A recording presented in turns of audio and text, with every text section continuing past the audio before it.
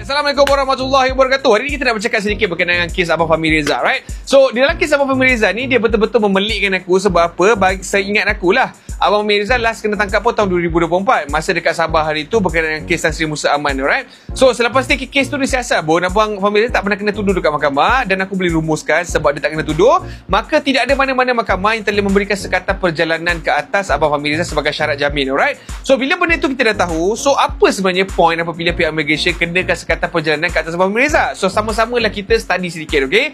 So, sebagai rakyat, okay, artikel 5 Perlembagaan Persekutuan, dia memang menjamin hak kita untuk bebas bergerak dalam kawasan negara. Maknanya kau boleh pergi mana-mana dalam kawasan negara ini tanpa sekatan. Dan sekiranya pihak kerajaan ingin memberi sekatan atau menarik hak ini, pihak kerajaan perlu menggunakan nas undang-undang yang sah. Contohnya seperti kuasa polis untuk menangkap, okay? Satu pun dalam kau terlibat dalam kes yang berbentuk poka, ataupun kau terlibat dalam kes berbentuk sosma, ataupun kau melakukan apa-apa perkara yang berbentuk jenayah, ataupun apa perkara yang mengancam keselamatan negara, maka kau sebagai rakyat boleh dikenakan sekatan perjalanannya, okey? Cumanya dalam artikel 5 dia menjaminkan hak absolut kepada rakyat Malaysia untuk bergerak bebas dalam negara, okey?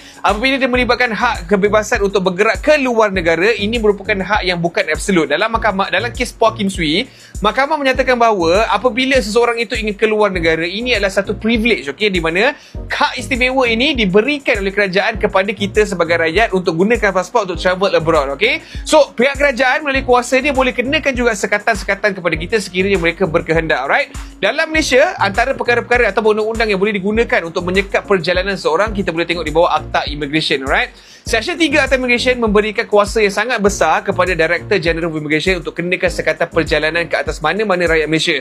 Dan sekatan-sekatan yang dikenakan ke atas rakyat Malaysia ni perlulah berlandaskan undang-undang yang sah. Apa pula undang-undang yang sah dikatakan dalam seksyen 3 ni? Basically, undang-undang yang sah merupakan satu, mungkin kau terlibat dalam kes jenayah seperti kita cakap tadi lah. Ataupun dua, kau terlibat dalam kes apa-apa yang mengancam keselamatan negara. Ataupun nombor 3, kau terlibat dalam kes yang mengancam keselamatan orang awam. Ataupun apa-apa jenis alasan lagi sekiranya alasan itu boleh mengancam keselamatan negara in general atau boleh mengancam kedaulatan negara in general juga, okey? So, sekiranya elemen ini dipenuhi, memang seseorang itu boleh kenakan sekatan perjalanan ke atas diri dia walaupun dia tidak dituduh di mana-mana mahkamah yang berkompeten. Seperti kita tengok dalam kes Abang Fahmi Reza ni, kita tengok bahawa baru-baru dia tak kena tuduhkan kes jenayah. Dia pun tidak melakukan perkara-perkara yang telah mengancam keselamatan negara ataupun telah mengancam kedaulatan negara. So, bila dia kena sekatan perjalanan seperti ini, dia menimbulkan tanda-tanya lah apa sebenarnya asbab yang dikenakan ke atas dia. So, kita sebagai rakyat perlu ambil tahu sebab apa kita diberikan kebebasan untuk mempersoalkan keputusan daripada pihak-pihak jabatan kerajaan ini.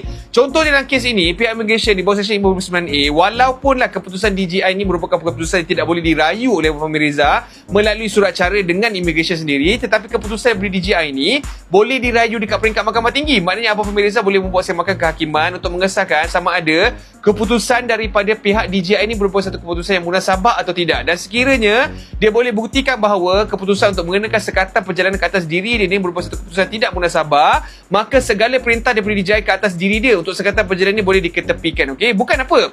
Bagi aku kan, kita boleh tengok ada satu kes ni di mana orang ni memang buat kes yang viral satu Malaysia tahu pasal kes ni, okey? Dah kena tuduh dah pun, dah kena jamin dah pun. Itu pun ketika itu mahkamah tak berikan sekatan perjalanan kepada diri dia.